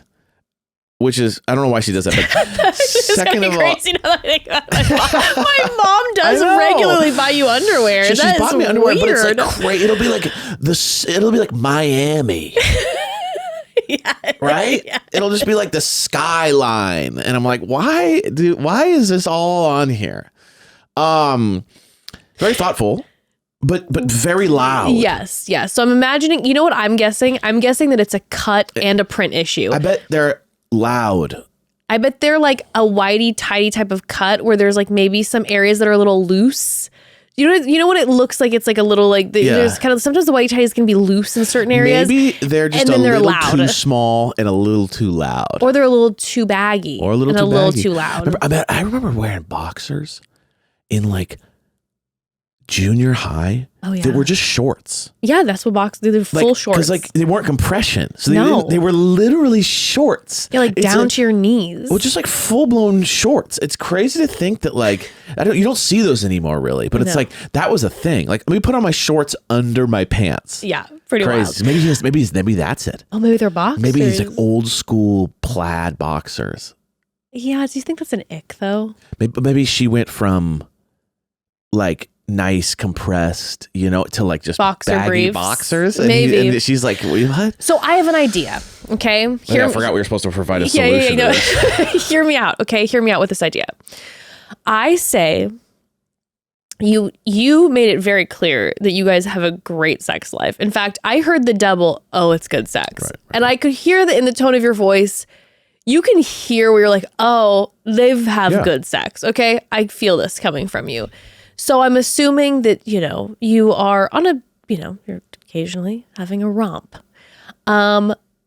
Every time you have a sexual encounter with him, somehow figure out how to tear or cut the undies. Okay? Whoa. So maybe round 1, you come in and you've got whipped cream and scissors and you're like, ooh, look about this. And you spread the whipped cream down and then you cut the boxers open in a sensual way, right? With the scissors. And he's like, whoa, this is crazy. And then the next time you he's like, no, my and then the next time you tear them with your teeth. And then the next time you pull them off him and you hide them in one of your pockets. Yeah. And then you burn them later or you throw them away. You probably could just throw them away. You probably don't have to burn them. But anyway, my point being is somehow the underwear could go missing. Okay, we remove the underwear and we cut them off him. And so he feels all hot and sexy. And then we have another replacement pack ready for when the day he wakes up and he goes, I don't have any other underwear. You could either tell him, I like when you go commando better. So just have him never wear undies. Okay. Just be like, I like when that thing is hanging, my guy.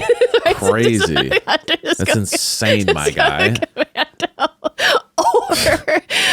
Or you have a pack ready for him when he's like, hey, where did all my underwear go? And you, I have no idea. Huh, weird. Oh, I bought these the other day for you, by the way. Boom, done. Or you could just tell him that you don't like him.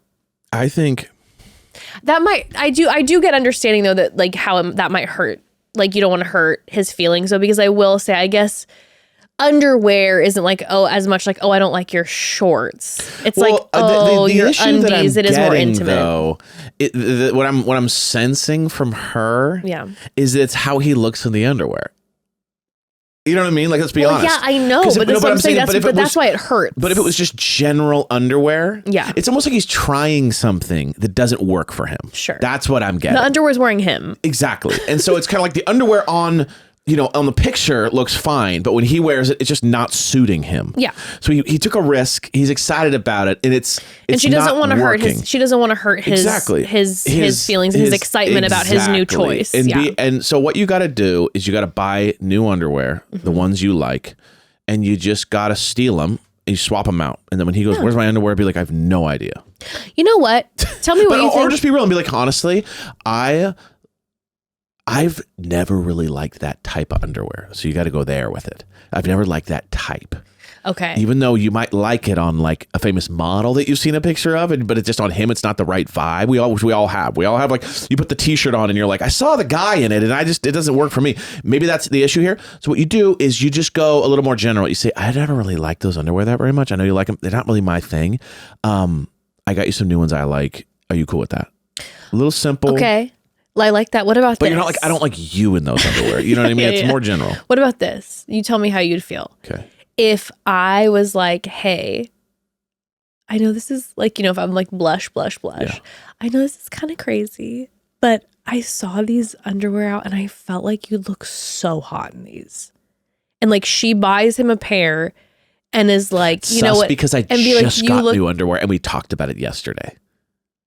I'm saying I'm him.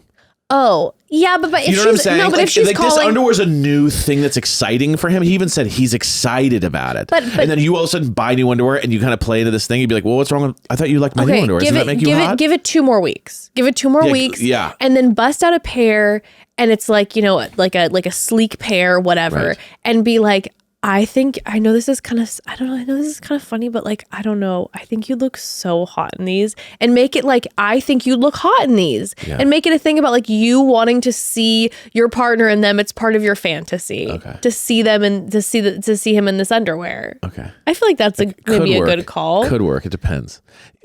He could see through it depending on what she's normally like. Also, she changes her personality. It's all about the underwear. Like, what are you talking about? You know what I mean? It can become really obvious at that point. You're like hurting him more because you're like having to dance around. You would also just literally just look at him and be like, I love you so much and I am so attracted to you and so turned on. Can I be real with you? I'd prefer to see you completely buck ass naked than in those underwear. Yeah. You got a great ass, you got a great piece. I want to see it. I want to see it. I want to see you naked. Yeah. I'm not into those underwear. Yeah. I like your body. And just be like that. Like, you're fucking hot. I love your body. I don't like those underwear. Yeah. So you can just make it a fashion thing. Like, that's not my favorite. I don't like those underwear. But like, talk about how hot he is. Be like, you're a god. Yeah, you're a god in the buff. You know what I mean? Wow. Another one? Yes, good luck with that though. Yeah, best of luck. Good luck best with of luck. That. I get it. But luckily it's not like an ick he's doing or is. Yes. It's just underwear. It's like, oh, that's easy. That's a good fix. Again, you could find him, burn him, hide him. There's plenty of options. Could come in many different forms. Like all of a sudden the way he is, but that's a problem. But underwear we can. Yeah, we'll get rid of the underwear. But best of luck to you. Best of luck. Next one. Next. Hi, Mom and Dad. Happy New Year. I hope 2026 brings you so much joy, good health, and more awesome reality TV to recap. I just want to say thank you so much for the podcast. I've been a listener since day one, since Chatty Broads, and I've just continued following and listening. And you guys always make me laugh. You put me in a good mood. So thank you so much for everything that you do. I really appreciate it. That's so nice. Thank you. My life question going into 2026 is that I'm currently 33, single, no kids, and I'm just like super confused and lost in life. I don't know what I should be doing. I feel like super stuck career-wise. I currently work at a corporate tech job in customer service, and I hate it. It's super exhausting. It's draining. The work culture is toxic and I just don't want to be here. Like, that isn't out for me 2026. Like, I cannot be at this job. But I'm just like super confused, like what I should do next. I've been applying to jobs for about a year now. I've had a handful of interviews, no luck. But honestly, I don't even know like what type of jobs I should be applying to or what I should be looking for. Like I'm just feeling super lost in my career. Like all I want to do is just travel and meet new people. I want to hike, be in the outdoors, in nature. I want to bake more. I really want to like perfect my baking skills. That's what I'd rather be doing. But I just feel like I can't just quit my job and figure things out because I need to pay my rent, I need to pay bills. So it's just really hard to do that. Especially like watching TikToks of people who are like, I just quit my corporate job and now I'm, following my passions or doing hobbies. And that's nice, but I can't really do that because I have to pay for rent. So I feel like I'm just like stuck and I don't know. I feel overwhelmed where like I just kind of just stay here because it's comfortable and it's not what I want to do. So going into 2026, I really want to push to like get out of this job and to follow my dreams, my passions, my hobbies, whatever that may be. What advice do you guys have for someone in their 30s who's super confused and lost and doesn't feel aligned with their career, their path in life currently? What advice would you give to someone like me? Are you currently feeling aligned with your career or what you're doing in your 30s? Do you feel lost? Like, where do we go from here? Also, I think I might have protected my peace a little too much. I deleted the dating apps and I've been off the apps for over a year now.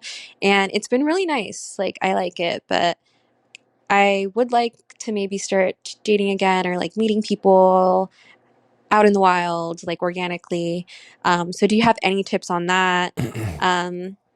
Yeah, just feeling lost in your 30s, confused. Yeah. What advice do you guys have? Thank you again for everything. I really appreciate you guys giving us this space to just like come and talk and, bring our problems. I know it's a lot, so thank you so much. And again, Happy New Year. Can't wait to see what 2026 brings. All right, thank you. Bye. My Happy New Year. Well, first of all, let us topple capitalism. Okay, that's the number one. Okay, I have thoughts. I'm curious to hear what you would say first, but I'm gonna Oh no, I was just gonna say just to get this out there. I hope you know that what you're feeling, so many people are feeling.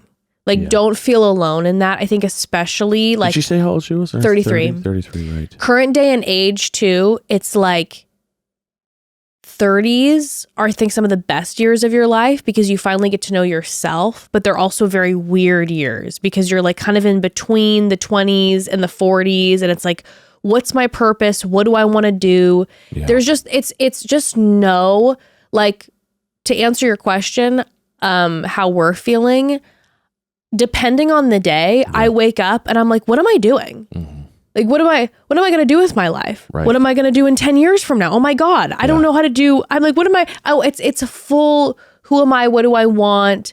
Am I pursuing those dreams? All those questions all the time. So I just want to put that out there. All right, please. Number one, anyone who's on Instagram who says I quit my job and I'm just like traveling now, they're trust fund kids. So just know that. Know that they're just getting outside sourcing from somewhere. So or they already were like big influencers who had like kind of a job and then they quit. It's like, you cannot compare yourself to that because that doesn't exist, right? You can't just like quit your job and just like go off and just like, and now I'm just in Bali. It's like, well, how are you paying for everything, right? So don't compare yourself to that because that's fake reality. Number two is I think it's super normal to feel that way, to feel a little bit like, am I going to do this for the rest of my life? Where's that?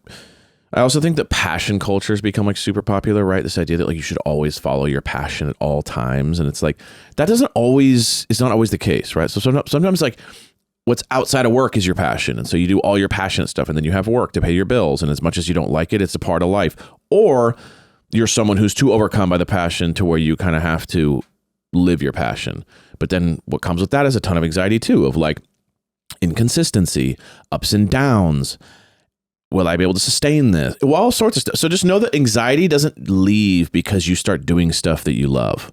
Like it doesn't really, you know what I mean? It's not like, oh, the key is to like bake all the time and then I won't have anxiety anymore about my job. It's like there'll be versions of anxiety for everything you do. It's just you have to decide what's worth the anxiety, I guess. Is it's like for you, is it like, oh, okay, I'm going to have anxiety about feeling bored and annoyed about my job, but it provides stability and a consistency that relieves me of a certain anxiety. You know, oh, are you okay with being anxious about a lack of stability because what you're doing is more fun? You know what I mean? Like you have to kind of weigh those options. There is no grass is greener in regards to once you do that thing, you're free. It doesn't really work that way. It's like there is going to be anxiety on every version of this. You just have to decide what's worth it. And so let me burst that bubble a little bit for you, where it's like there is no magic pill. Thanks. But, Womp, well, womp. no, it's just like I don't want to give feel you anxiety. It's somewhere. No, but I'm just saying there is no magic I pill. hear Of like you, if I you hear quit you. your job, you're going to be happy. It's like Yeah. there'll be a whole new form of anxiety you got waiting for you. Yeah. So you just have to go, all right, what it's worth it. What do I value? And then once you figure out what you value, you know, I think you can, there's different ways of doing it too. There's the way of you jump off the cliff. If you're that kind of person, then you're that kind of person. And then maybe you're the person that needs to just work a little harder at figuring out a way out. So you need to go, all right, you know what? I'm sacrificing 3 to 4 of my nights after work. And I'm side hustling, baking. You know, say you want to sell baked goods. I'm baking every night when I get home from work. As hard as that is, if that's what you really want, you have to do it. So you have to kind of make these decisions of like, you can't just want something in like a theoretical sense. That will just give you anxiety. It gives me anxiety, gives all of us anxiety. Whenever I want something, but I'm not doing anything to get it, there is no magic job that exists. You just got to start doing other things and then things will happen. You might ditch this job, get another job, mistake. That sucks, whatever. But the more that you start moving, you'll start learning about yourself. Yeah. No, I hear what you're saying. So just get out of your head and start doing stuff. Start baking a lot. You might go, actually, I don't even like baking that much. I just like the fact that I baked every once in a while and I thought it would be a job. I thought it would be something I'd actually like. But now that I bake every night, kind of hate it. Yeah. Like just start doing a bunch of stuff and then clarity will start to rise.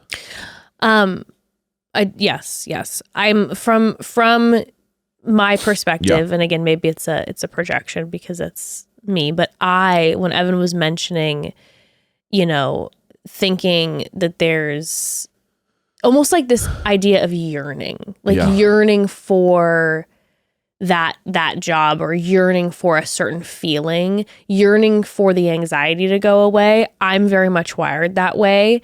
And what can happen to me is that it can start just piling up and I don't move forward because I just get stuck in my feelings.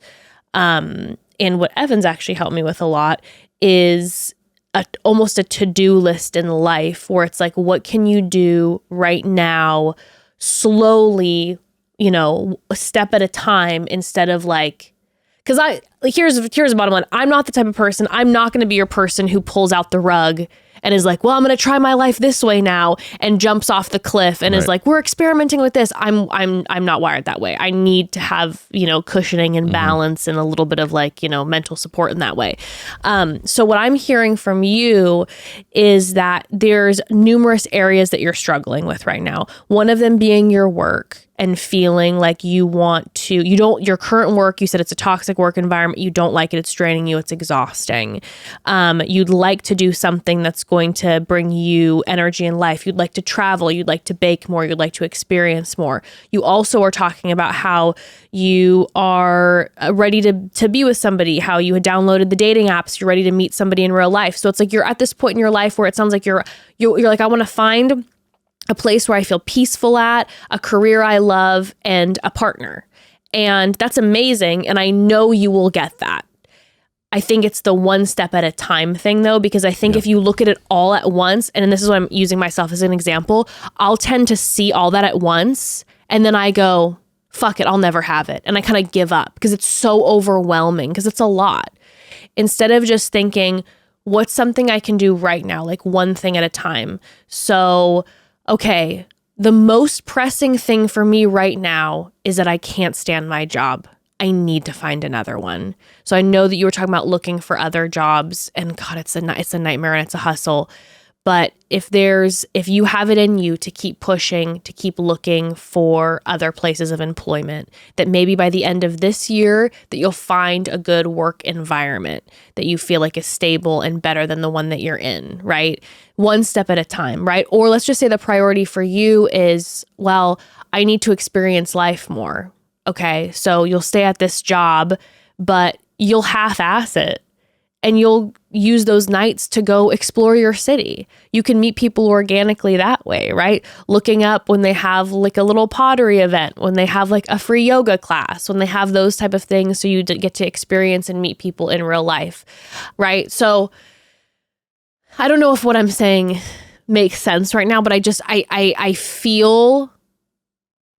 feel like what you're saying, and I think if you go one step at a time and try to like calm your nervous system and just be like, okay, I have a vision of what I want and I will get there. What can I do today to help myself get there?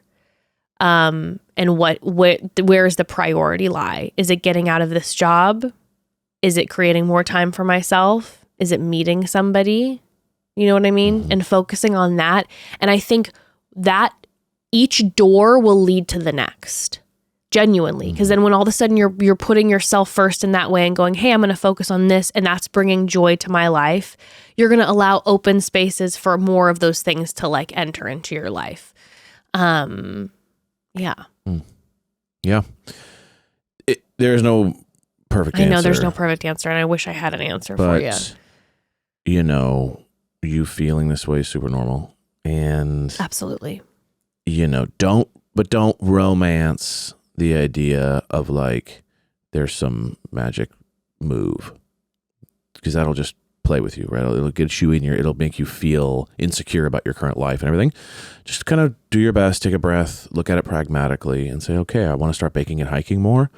So let me start doing that more.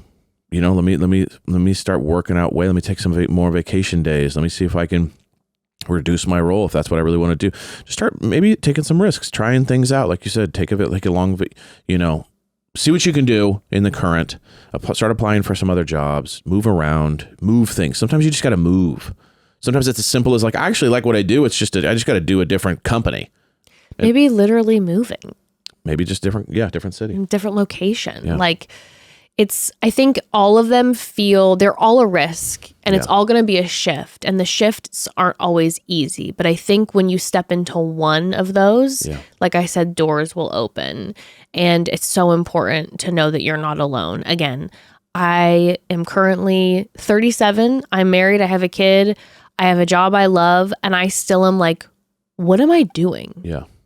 I wake up many days and I go, okay, this podcast will end at some point. How am I going to make money? I don't have any job experience. I'm like, I don't know what I'm going to do. And I'm panicking. Go, should I pursue something else? Should I do so? I mean, it is.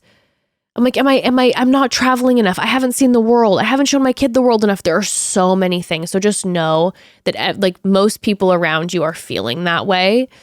And so you're not alone, and just take that first step in whatever is the priority for you right now. Take that first step for sure. I hope that helps a little bit. I know I wish I had an answer. It is a tough one. It is. And I wish we're all figuring it out as we go too. Last one? Should we do one more? Yeah, let's do it. Hi, Mom and Dad. Hello. Happy New Year. Happy New Year. Well, it's not the happiest New Year for me. I'm 35 years old, and I was just diagnosed with breast cancer a couple months ago. I actually have your friend Jess to thank, Katie Thurston, because I had her in my head when she said, I thought breast cancer wasn't painful. And when I found a painful lump, I went within 45 minutes to get an appointment, and thus began my journey.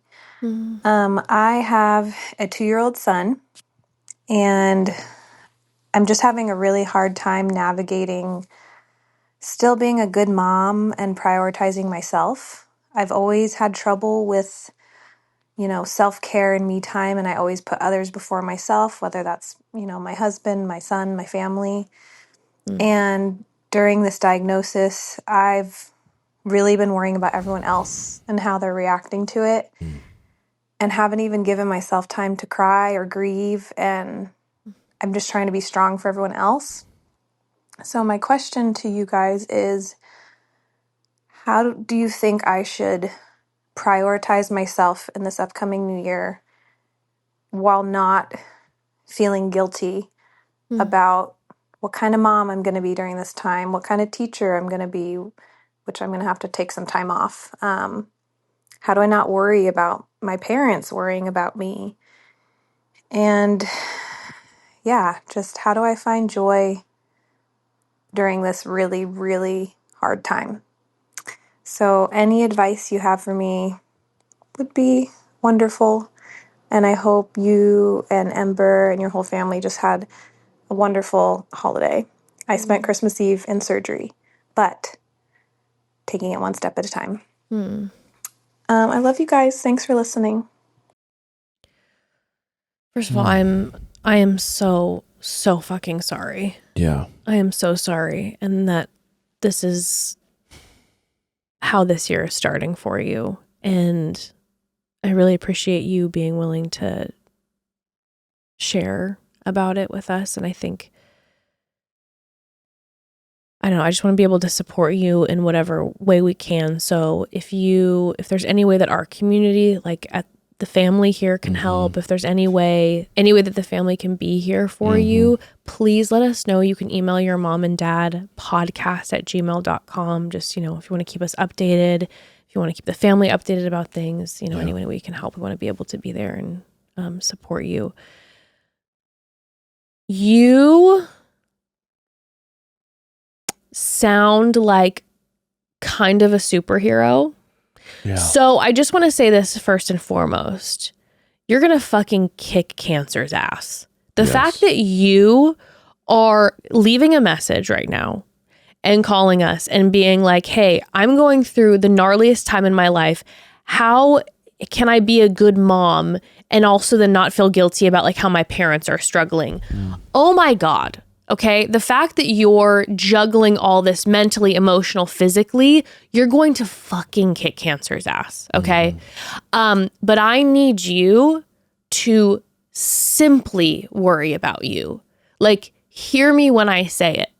From your mom and dad, you take care of you. Point blank, period. The best way for you to be the best mom you can right now, to be the best teacher, person, daughter, is to take care of you. Physically, emotionally, all the things. If there are people in your life that are making this about them, or who are feeling like, oh, you're not showing up in a certain way, I'm sorry, but like, those are not people who deserve to be in your space then, especially in a time right now where it's like, I don't know you, but I know for a fact you're out there doing things and helping people constantly just by the fact that you have this question. So I know you have been there and showed up for so many people in your life. And if you have people at this moment who are like, well, that's hard for me because you're going through this, or, feeling like putting those feelings on you, they should not deserve to be in your space right now. They can show up and be there for you. And I think, but clearly you have such a massive heart and you want to make sure that, you're not feeling this guilt, which that's then where I want to come and support you to like help you then not feel this guilt. Maybe it would help you feel good, like feel better if you just put that completely out there. If you like called your mom, called other people in your family, called your people at work, the friends in your life, and basically said, so here's the deal. You all know what's going on, and I just want to make something clear. I'm not going to be able to show up in a certain way for a while. I'll let you know when maybe I can again. But right now, I need to take care of me, and put that out there. Like, make that clear to them if that's something that's going to make you feel better, by just saying that and just being like, hey, I got to take care of me. And the right people are going to want to rally and stand by you and be there in whatever way they can and not make you feel worse or guilty anyway. Yeah. So maybe by making that even clear, you'll do some housekeeping on the people who are going to be like an energy suck during this time. And as far as your little one, you are clearly an amazing mother. And just know you prioritizing taking care of yourself, again, emotional, physical, rest, all of those things, that's what's going to make you the best mom right now, is taking care of you. That is what's going to make you the best mama. So yeah. Yeah. Yeah. Wow. I mean, I don't know. I don't have any advice in regards to, you're going through something I've never gone through. This is, I'm not going to sit here and be like, oh yeah, this is how you do it. I have no idea. So I'm sorry. I wish I could speak from experience here. Just know that you're loved. Know that people love you and care for you, and this podcast cares for you. It's interesting. You said it's like, you're like, how do I stop worrying about them worrying about me? I would just say, like, kind of listen to that sentence a little bit. It's a little backwards, right? Like, you're worried about people worrying about you. And I get it. You have a lot of empathy. You're a very kind person, and you're generally worrying about people and taking care of them. But maybe take some of your own advice. Like, you would tell your child you would tell your husband, you would tell your grandparents, if they were struggling with something, to take care of themselves and to accept help and to accept assistance. So I know you would say that because you care about them and you worry about them. So maybe be an example that way, by taking help, by receiving help. Maybe that's how you kind of redirect, because you can't change your personality, right? Like, your personality is this way. So maybe, like, turn it into this is how I can be a better parent, is by, like, leading the example of how to accept help, versus like, you should just change how you think about it all. It's like, that's hard. I don't think you can just I don't think you'll be able to get rid of the worry that you have naturally. Just put it in a different direction. You know what I mean? So accept the help. You're going to need it. You know what I mean? It's just, you have so much emotionally going on as well as physical. And the people around you need a chance to show up for you. So it's true. And there's so many people who I know want to show up for you. Yeah. Yeah. Yeah. So just allow space for that. You know what I mean? You need it, and you deserve it, and it's going to be a journey. So, marathon, not a sprint energy. So you just need to kind of, like, take a breath, realize that it kind of is about you. It is. You know what I mean? So yeah, be supported. Just how you would, like, it's always good to, like, kind of, like, literally take your own advice. Like, what would you be telling a friend who was going through this and they were telling you the things you're telling us? You would probably say, take a breath, leave room to be supported, So just take that advice. 100%. Yeah. If you heard if a friend was saying this to you, you'd be like, oh my gosh, the last thing you need to be worrying about is them worrying about you. Right. Like we all want to love you and support you and let them support you. Yeah. Yeah. Let them worry. Your job is not to reduce other people's anxieties. No. Just to help yourself heal and rest and take care of yourself right now. Yeah. For sure. We love you. Sorry you're going through that. I'm so sorry. We love you so much. Again, please, email us if, again, just whether it be communication that's helpful, or if there's anything that the family can do as a community, like, you please let us know. Yeah. We're going to be thinking about you. You're going to fucking kick cancer's ass. No question. You are. No questions asked.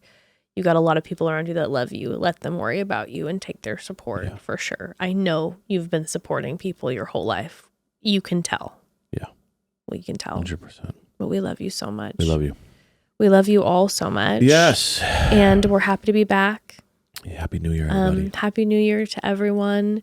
And I'm excited to start Traitors recap next week. So tune in on Wednesday next week, a week from today on Wednesday, for the first Traitors recap with these first couple episodes that come out.